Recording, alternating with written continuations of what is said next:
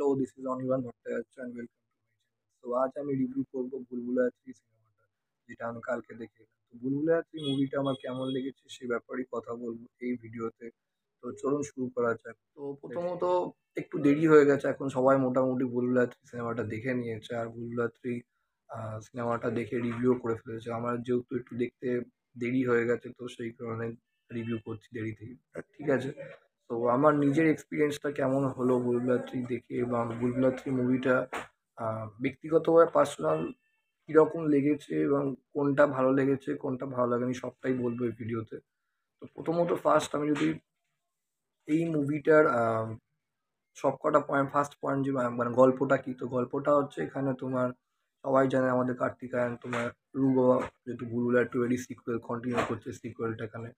তো রু বাবা এখানে কি করে, তো যে মানুষের যে ভয়, একটা যে ভূতের যে স্পিরিটদের যে ঘোষের যে ভয়টা, সেইটা কাজে লাগিয়ে সে একটা ফ্রড যাকে বলে, লোককে ঠকিয়ে পয়সা কামায়।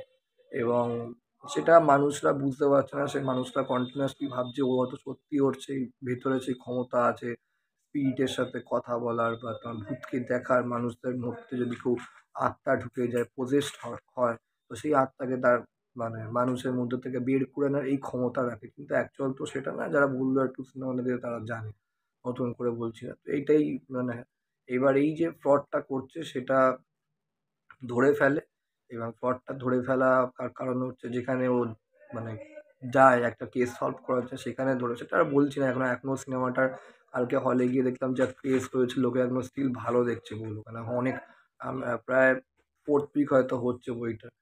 তো সে ভালোই রেসপন্স আছে মাল্টিপ্লেক্সে, হাউসফুল প্রায় বলবো সিনেমা, রোববার মানে ভালো রেসপন্স। মানে এতদিন হয়ে যাওয়ার পরও প্রায় ফোর্থ উইক হয়ে চললো। তো সেই বেশি কিছু এনে বলবো না গল্পটা যাকে বলে। তো পজিটিভ দিকটা বলবো, নেগেটিভ দিকটা বলবো, এই হচ্ছে ব্যাপার, ভালো লেগেছে আর কোনটা খারাপ লেগেছে। তো এইবার হচ্ছে ও ফেঁসে যায় যে ওরকম মানে ওর কিছু ক্ষমতা তো নেই, আত্মাটার তার সাথে কথা বলার কোনো ওর, মানে পাওয়ার টাওয়ার কিছু নেই, লোক ঠকিয়ে এসব সিম্পলভাবে পয়সা কামাচ্ছে।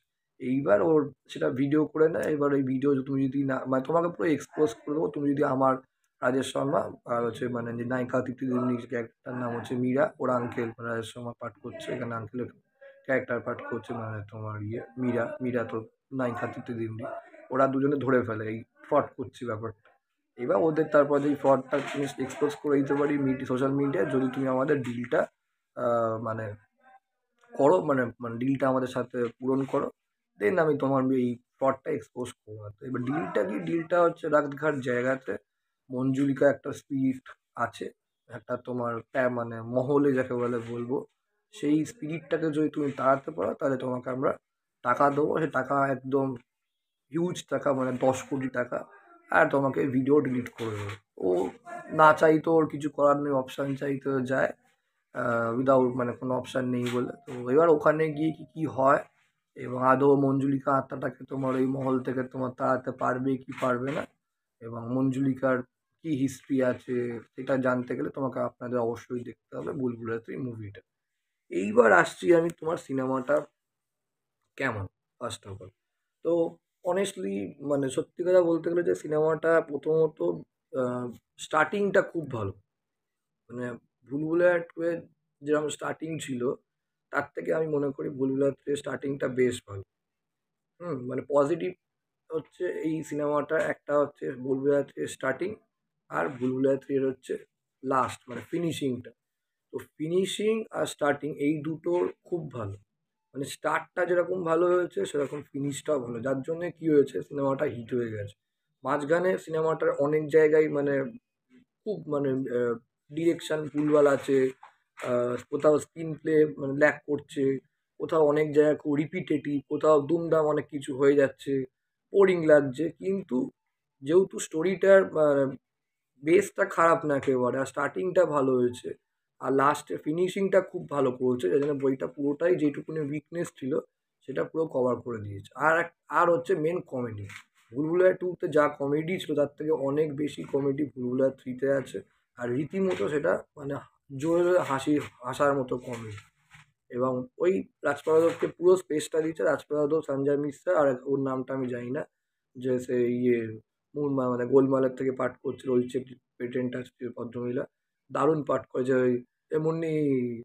তো তো ও খুব ভালো অ্যাক্ট্রেস আমি জানি। তো ওরা জাস্ট ফাটিয়ে দিয়েছে অ্যাক্টিং পুরো, জাস্ট ফাটিয়ে দিয়েছে। আর বিজয় শর্মা তো কি বলবো, খাওয়া বিরিয়ানি। হ্যাঁ।